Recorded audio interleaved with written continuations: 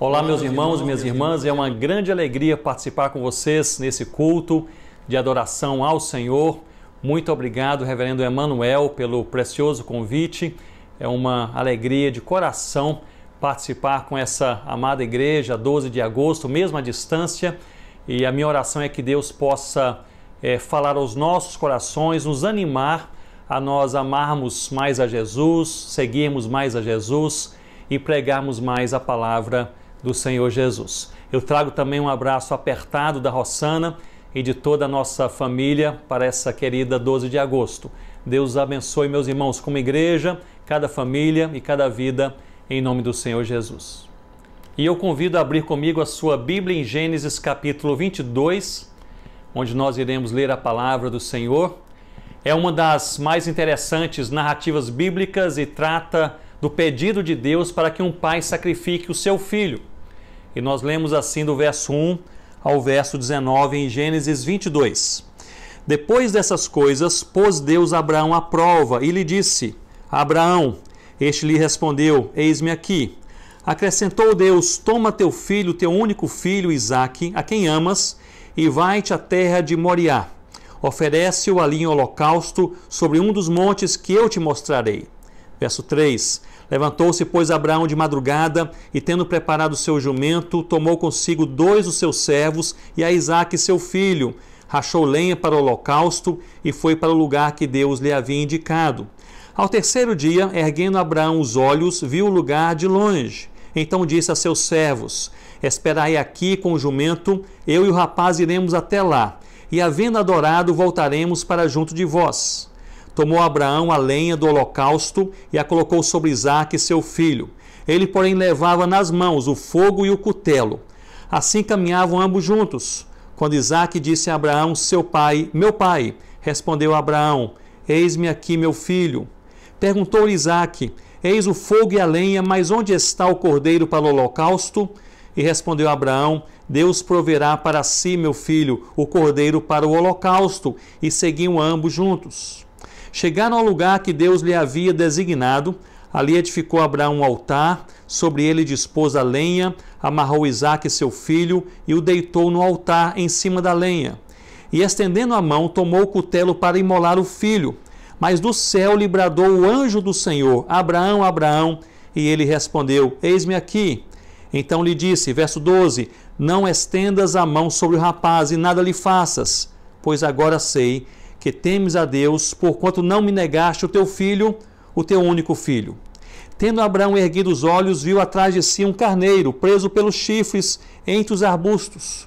Tomou Abraão o carneiro e o ofereceu em holocausto em lugar do seu filho. E pôs Abraão, verso 14, e pôs Abraão por nome aquele lugar: O Senhor proverá. Daí dizer-se até o dia de hoje: No monte do Senhor se proverá. Então do céu bradou pela segunda vez o anjo do Senhor a Abraão e disse: Jurei por mim mesmo, diz o Senhor, porquanto fizeste isso e não me negaste o teu único filho, que deveras te abençoarei e certamente multiplicarei a tua descendência como as estrelas dos céus e como a areia na praia do mar. A tua descendência possuirá a cidade dos seus inimigos. Verso 18. Nela serão benditas todas as nações da terra, porquanto obedeceste a minha voz. Então voltou Abraão aos seus servos e juntos foram para Berseba, onde ali ele fixou residência. Palavra abençoada do Senhor para os nossos corações. Meus irmãos, minhas irmãs, notem comigo que o nascimento de Isaque foi fruto da maravilhosa intervenção de Deus quando Abraão e Sara já estavam idosos demais para naturalmente terem um filho. Foi o cumprimento de uma promessa e possivelmente um dos maiores motivos de alegria que ambos tiveram em toda a vida. O Senhor, assim, com o nascimento de Isaque, ele cumpriu sua promessa. Ele trouxe alegria àquele casal e herança sobre aquela casa e sobre toda aquela família. Na narrativa bíblica que nós lemos, há 3 posicionamentos que indicam o insubstituível valor daquele acontecimento. E é sobre esses posicionamentos que eu gostaria de partilhar com vocês nesse momento. De certa forma, esses 3 posicionamentos resumem o drama da humanidade e a solução de Deus, a fraqueza de nossos corações e a insubstituível graça do Senhor, o grito por socorro e a mão que nos socorre. E o primeiro é o posicionamento de uma criança, o segundo de Deus sobre o seu amigo Abraão, e o terceiro é do próprio Abraão, sobre como ele compreendeu aquele fato, aquela experiência a partir da ótica da fé. O primeiro posicionamento se apresenta em forma de pergunta. Uma pergunta levantada por uma criança que encontramos justamente no verso 7. E lemos assim: mas onde está o cordeiro? Essa pergunta é feita por Isaac, que acompanhava seu pai a um holocausto a Deus, um sacrifício. Eles estavam no lugar certo, havia lenha e havia fogo, havia presença de Deus e presença do homem, havia desejo de Deus e obediência humana. Mas levantou-se ali, por meio de Isaac, essa pergunta: onde está o cordeiro? Crianças têm essa capacidade de atestar o óbvio. Eu me lembro que quando nossos filhos eram pequenos, estávamos ainda morando na África, com o nosso carro tentando chegar na aldeia onde nós morávamos, a aldeia de Coni. Era uma época de chuva e havia um riacho que transbordava de água.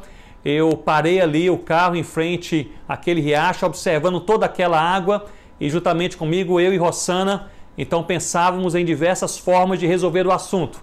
Daí a Vivi, nossa filha pequena naquela época, e olhando para o mesmo riacho no banco de trás do nosso carro, ela disse: papai, é muita água, o carro vai afundar. Nós tivemos que fazer um longo contorno e atravessar o riacho em um ponto mais estreito, mas a minha questão é essa: crianças tendem a ver situações críticas de forma objetiva. Assim também foi a pergunta de Isaac.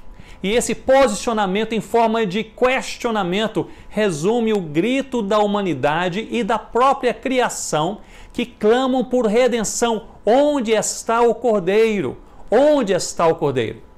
Essa pergunta, esse clamor, onde está o Cordeiro, aponta para a insuficiência do homem em promover sua própria salvação. Aponta para o pai entregando o filho em sacrifício necessário. Demarca a inequívoca e clara necessidade de todo aquele que se encontra perdido de ser redimido por Deus. Assim, meus irmãos, a pergunta de Isaac foi respondida, bem sabemos, em Cristo Jesus, o Cordeiro de Deus que tira o pecado do mundo. Eu creio que é importante entendermos nesse momento um pouco mais sobre o mandamento e a prática do sacrifício do Cordeiro no contexto do Antigo Testamento para seguirmos bem nesse texto. Era uma prática de morte para conservar-se a vida. Era o reconhecimento de que, perante a pureza da justiça de Deus, um preço precisaria ser pago pela iniquidade e pelo mal de cada e todo ser humano. Daí a necessidade do sacrifício. Pelo pecado do povo de Israel, um cordeiro sem defeito aparente, ele era escolhido e morto, sendo seu sangue derramado de forma substitutiva. Quem merecia a morte sobreviveria, porque um inocente morreria em seu lugar. Era o significado daquele sacrifício. Jesus Cristo é apresentado na palavra como o Cordeiro de Deus, que totalmente puro e totalmente digno, ele vem saciar a justiça de Deus, que prescreve a morte pela desobediência e também pela rebelião. Não se achou, nós sabemos, em toda a terra, em toda a humanidade, homem sem pecado, cordeiro que fosse realmente puro. Assim Deus, ele se encarnou. Ele se fez homem, se fez cordeiro, para se fazer sacrifício por nós. A cruz de Cristo, assim, é o centro do ministério do Senhor Jesus, e é ali que o sacrifício acontece. Esse sacrifício em Cristo tem algumas características. Primeiramente, ele é um sacrifício único, pois Jesus é o único puro e santo sobre o qual todos os pecados podem ser lançados e todos os pecados podem ser perdoados. Mas esse sacrifício de Cristo também, além de único, é absoluto. Portanto, não precisa de complemento, de algo mais. Nós somos salvos em Cristo e totalmente salvos no Senhor Jesus. Não praticamos boas obras para sermos salvos. Nós praticamos boas obras porque somos salvos. Além de único e absoluto, o sacrifício de Cristo, ele também é eterno. não tem validade de espaço ou tempo. O que ele fez muda a história em toda a eternidade. Hebreus capítulo 7, versos 26 e 27, esses versos tratam desse assunto. O texto explica que Jesus é ao mesmo tempo o sacerdote e o sacrifício. E nesse caso, ele é o sumo sacerdote e o perfeito sacrifício. O texto nos diz assim: com efeito nos convinha um sumo sacerdote como este, santo, inculpável, sem mácula, separado dos pecadores e feito mais alto do que os céus. Verso 27. Que não tem necessidade, como sumos sacerdotes, de oferecer todos os dias sacrifícios, primeiro por seus próprios pecados, depois pelos do povo, porque fez isto uma vez por todas, quando a si mesmo se ofereceu. No verso 27, a expressão uma vez por todas é a tradução da palavra grega ephapax, que significa de uma só vez, completo. Nada mais é necessário. E coincide muito bem com as palavras de Cristo em João capítulo 19, está consumado, está feito, nada mais é necessário, vocês estão perdoados, vocês estão livres. Os efeitos desse sacrifício do Cordeiro que é Cristo, eles são efeitos fantásticos. Em primeiro lugar, em Cristo você pode confessar o seu nome e ser salvo para sempre. Em Cristo você pode abrir a boca e falar diretamente com Deus e Deus o ouve. Em Cristo você pode adorar diretamente ao Senhor e Ele é glorificado. Em Cristo você pode ter os seus pecados diretamente perdoados e você é santificado. Em Cristo você pode falar de Jesus ao mundo e participar com Ele dessa grande missão por causa do Cordeiro de Deus que tira o pecado do mundo. O primeiro posicionamento, portanto, foi de uma criança. Onde está o Cordeiro? O segundo foi do Senhor nosso Deus, ou do anjo do Senhor, que é uma manifestação de Deus no Antigo Testamento, manifestação que aponta para o próprio Senhor Jesus Cristo. E o Senhor, após ver a obediência de Abraão, diz o verso 12, pois agora sei que temes a Deus. Essa afirmação de Deus é intrigante. Notem comigo, Abraão havia já em Gênesis capítulo 12, partido de sua terra, confiado apenas na promessa do Senhor. Ele enfrentou perigos e expôs sua família a outros perigos na caminhada, também numa caminhada de obediência ao Senhor. Ele havia recebido anjos em sua casa, havia adorado e confiado em Deus em todos os momentos observados até aqui. Mas só agora o Senhor faz essa afirmação, pois agora sei que temes a Deus.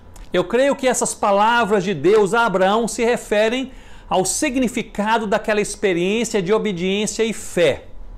O presente acontecimento, notem comigo, meus irmãos, ele ia além dos atos de obediência e da caminhada de esperança no dia a dia. Transpunha tudo isso.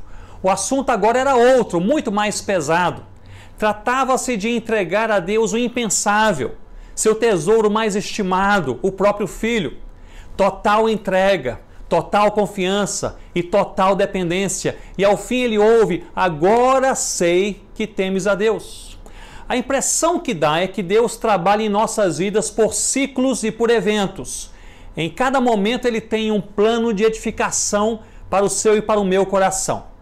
Há eventos que nos levam ao quebrantamento, não é verdade? Outros que nos exortam à santidade. Ainda outros nos edificam na paciência e há também aqueles que nos levam à celebração, à adoração a Deus. Há um nível de temor a Deus que é resultado da sua graça, quando nos atrai a irmos além da prática religiosa visível e adentrarmos as áreas secretas da alma, sendo levados a finalmente, verdadeiramente afirmar: já não sou eu quem vive, mas Cristo vive em mim. Parece que este é o destino que Deus deseja para cada um dos seus filhos. Já não sou eu quem vive, mas Cristo vive em mim. Meus irmãos, a impressão que eu tenho ao ler as histórias de Abraão, de Moisés, de Débora, de Davi, ao olhar também ao redor de mim a vida de irmãos e irmãs e observar também o meu próprio coração, é que Deus parece trabalhar em nossas vidas do entorno para o centro da alma humana. Ele move montanhas para chegar ao coração. Ele abre mares para produzir confiança. Ele acalma tempestades para aumentar a nossa fé. E no caso de Abraão, creio que essa chamada de confiança irrestrita, de dependência profunda, foi usada por Deus para construir nele uma fé inabalável desde o início, passo a passo, vindo a ser chamado, e isso é curiosíssimo, de o pai da fé. E vemos que a fé construída por Deus na vida de Abraão foi manifesta em diversas áreas, mas eu destacaria pelo menos 3: a família, o povo e finalmente a missão. Primeiramente, Deus abençoou Abraão com uma fé inabalável para que ele pudesse ser um exemplo para a sua própria família. Vocês se lembram que muitos foram os desafios que ele enfrentou em casa desde o início da sua peregrinação, os conflitos com a esposa em razão da sua incredulidade à promessa do Senhor, o relacionamento com Agar e o nascimento de Ismael, de uma mulher que não era sua esposa, a separação do seu cunhado Ló e depois o resgate daquela família de uma cidade que seria destruída.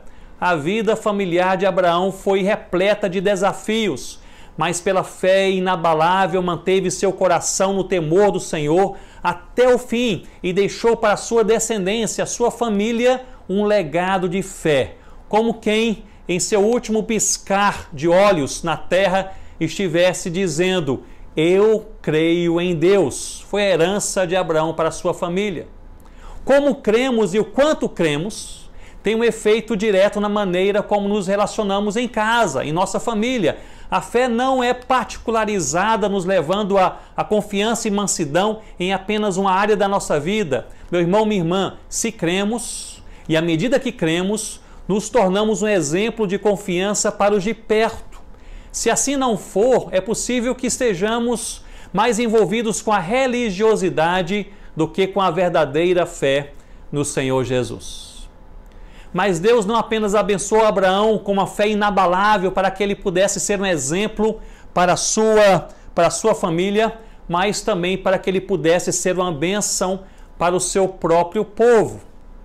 Observem comigo que muitos foram os desafios e perigos desde Ur dos Caldeus, passando por Harã, Canaã e até o Egito, vindo a enfrentar em meio ao seu próprio povo divisões, contendas e ataques que vinham de dentro e vinham também de fora. Mas Abraão manteve o povo unido, o Israel de Deus debaixo da bandeira do temor ao Senhor.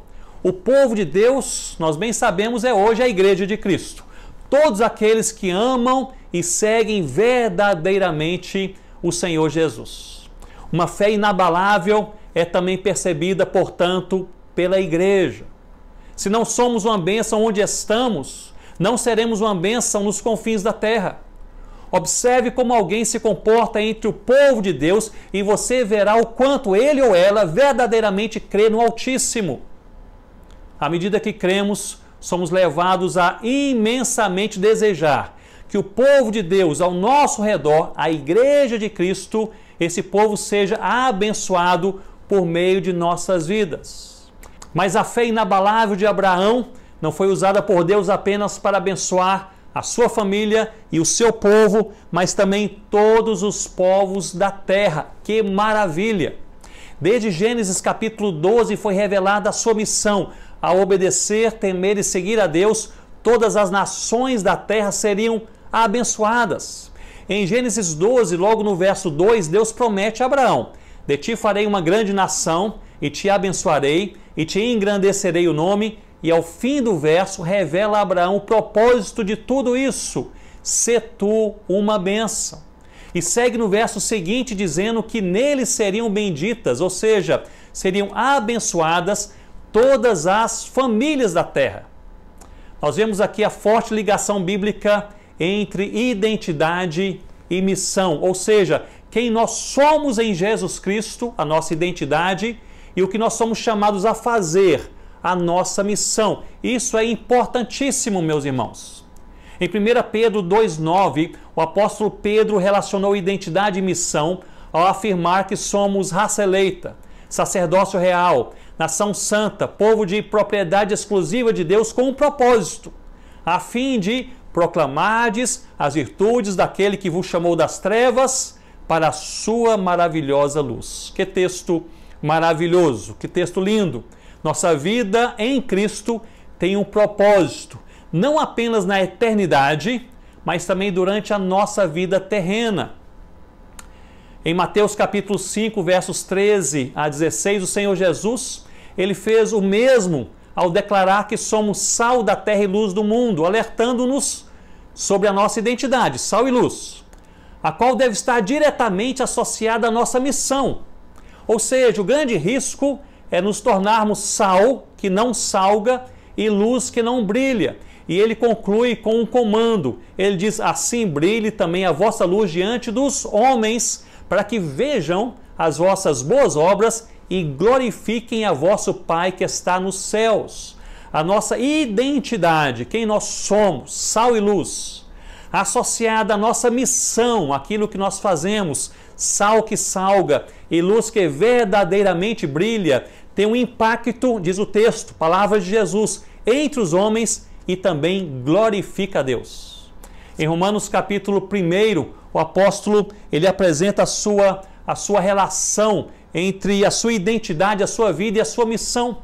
Na introdução de sua carta aos Romanos, ele se apresenta como servo de Jesus Cristo, é a sua identidade, e chamado para ser apóstolo, separado para o Evangelho de Deus, a sua missão.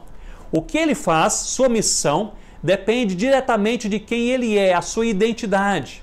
O que ele faz, ser apóstolo que prega o Evangelho, depende de quem ele é, servo do Senhor Jesus. Permita-me assim afirmar que Deus, portanto, nos dá fé e em sua vida Deus tem trabalhado para que você creia de forma mais bíblica e de forma inabalável como Abraão, para que você seja um exemplo em sua casa, para que você seja uma bênção na igreja, que é o povo de Deus, e também para que você seja usado pelo Senhor na missão entre todos os povos da terra. O desejo de Deus é que você, a sua identidade, quem você é, e você, aquilo que você faz, a sua missão, isso tudo ande de mãos dadas. O chamado de Cristo é sempre um chamado para a vida compatível com a fé. Pouco mais de um ano atrás tive um encontro com irmãos e irmãs do Oriente Médio. Não vou citar detalhes por questões de segurança, mas foram 3 encontros em 3 cidades, momentos assim abençoados. E no último encontro havia um pouco mais de 100 pessoas. Passamos ali no último dia, manhã, tarde e noite, estudando a palavra de Deus, momentos inesquecíveis. E à noite, no encerramento, pediram que eu falasse sobre a fidelidade de Deus em meio à perseguição, o que fiz com base em Atos capítulo 8. E ao fim daquela noite, um dos líderes se levantou e convocou a todos para um momento de oração. E ele fez 2 perguntas. A primeira: quem aqui tem algum parente ou amigo chegado que está preso por causa da sua fé no Senhor Jesus? E quase metade daqueles presentes ali naquele encontro se manifestou dizendo: eu tenho então um parente ou amigo nessa condição. E a segunda pergunta: quem está aqui sendo desprezado por sua família por causa da sua fé no Senhor Jesus? E muitos outros também se levantaram e se manifestaram dizendo: isso acontece comigo. Começamos a orar e, meus irmãos, eu jamais havia presenciado um lamento como aquele em toda a minha vida. Era oração e choro, clamor, lamento profundo. Algumas senhoras mais idosas não conseguiam sequer ficar de pé devido à comoção. Em certo momento, aquele líder disse: se você quiser que nós oremos por você, venha também aqui à frente, nós podemos orar individualmente. E um senhor com mais ou menos 65 anos de idade veio em minha direção em lágrimas e me abraçou, chorava copiosamente. E ali ele falava um pouco de inglês e em meio à oração e choro, ele mencionou algumas palavras. Ele disse em algum momento: eu perdi tudo, perdi minha família por causa da minha fé, fui expulso de casa, perdi meu emprego, eu tinha meu próprio negócio, eu tinha dinheiro, respeito dos amigos e tudo perdi porque sou cristão. Em algum momento ele disse: perdi até mesmo a minha saúde por causa de Cristo. Mas ao fim ele completou dizendo: mas eu ganhei Jesus. Minutos depois, alguém se levantou e começou a cantar um lindo louvor a Deus que falava sobre a fidelidade do Senhor. E ali todos se levantaram, começaram a louvar, a celebrar a bondade e a presença de Deus. O choro se transformou em sorriso e o louvor tomou conta daquela sala. A crise continuava, é verdade, mas era momento de esperança. Agora sei que temes a Deus. Quando crescemos com uma fé inabalável, o choro pode durar uma noite, mas a alegria vem pela manhã. Vem pela manhã.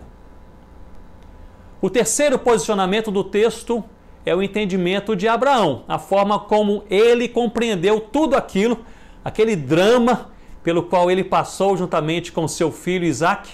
No verso 14, ele simplesmente resume tudo dizendo o seguinte: o Senhor proverá. Abraão pertencia a uma cultura proverbial em que frases resumiam de forma marcante o simbolismo e o significado, também o aprendizado daquele momento.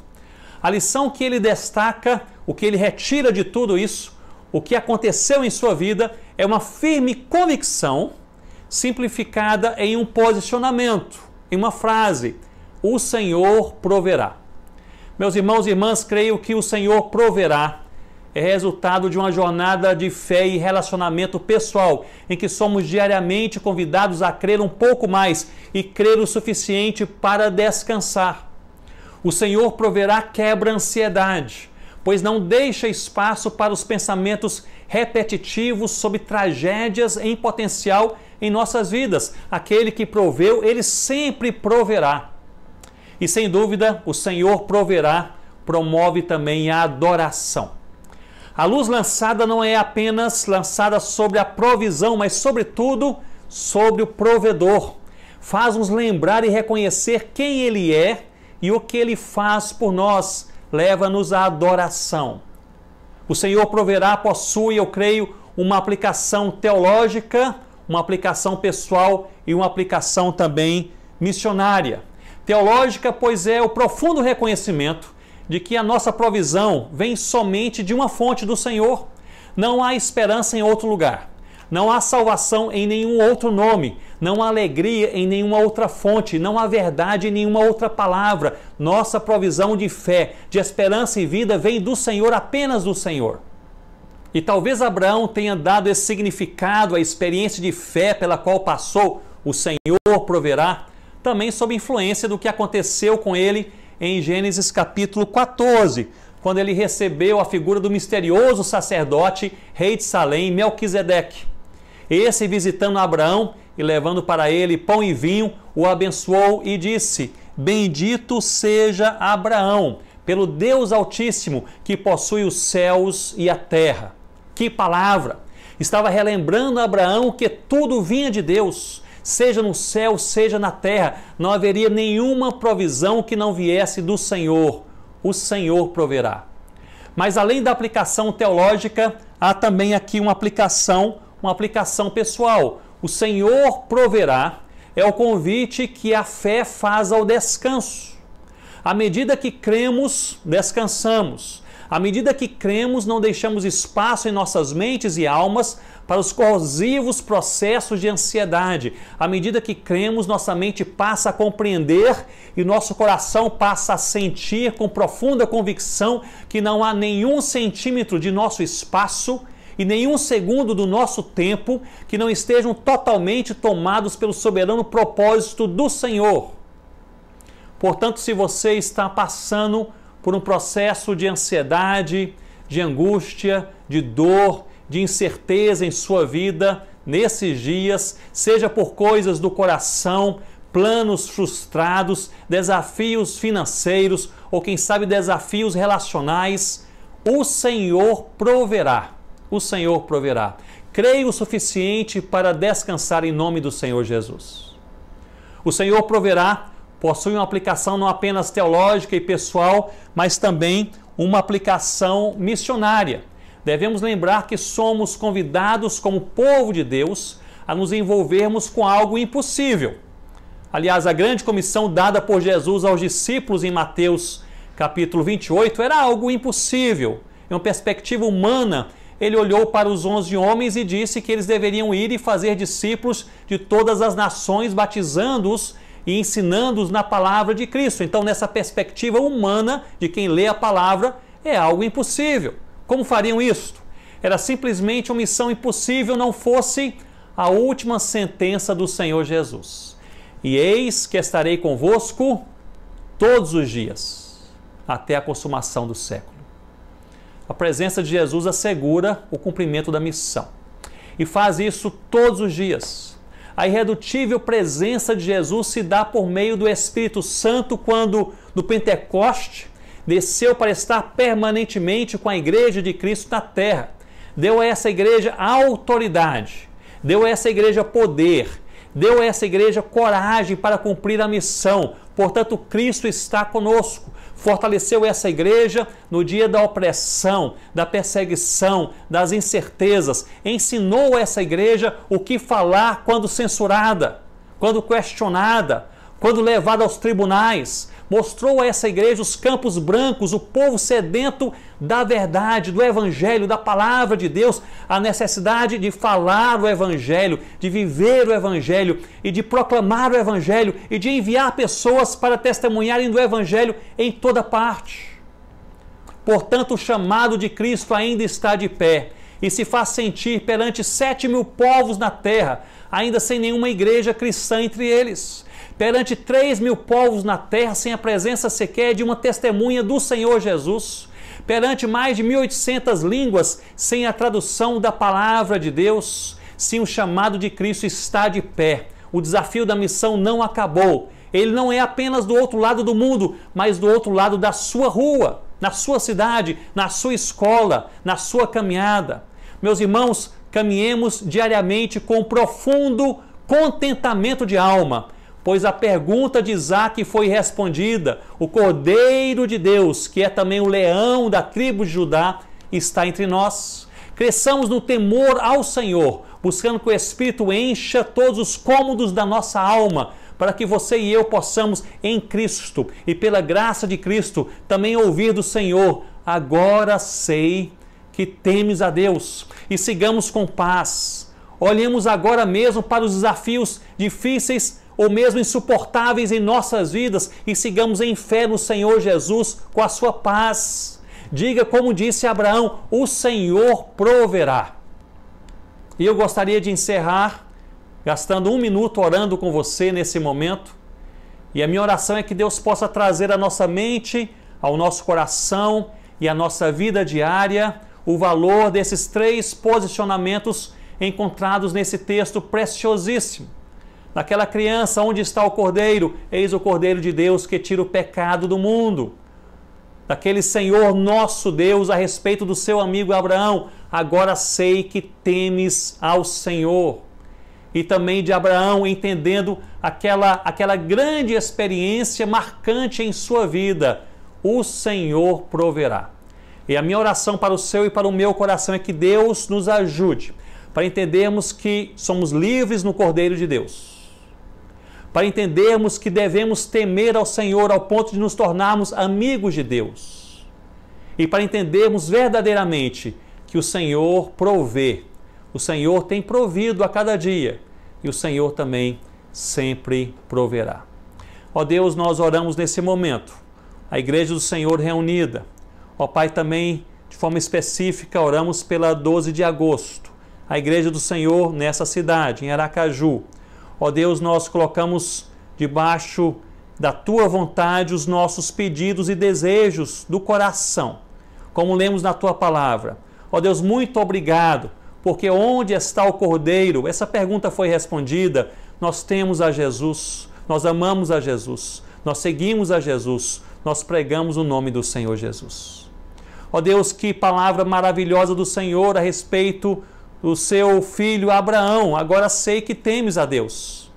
Ó Deus, nós queremos ouvir essas mesmas palavras a nosso respeito. Portanto, ó Deus, nos dê temor em nome do Senhor Jesus. Nos dê uma fé inabalável em nome do Senhor Jesus. Ó Pai, nós queremos também, cheios do Senhor e crendo na Tua palavra e submissos ao Senhor e ao Teu Santo Espírito, nós queremos aqui também falar, como falou Abraão, o Senhor proverá.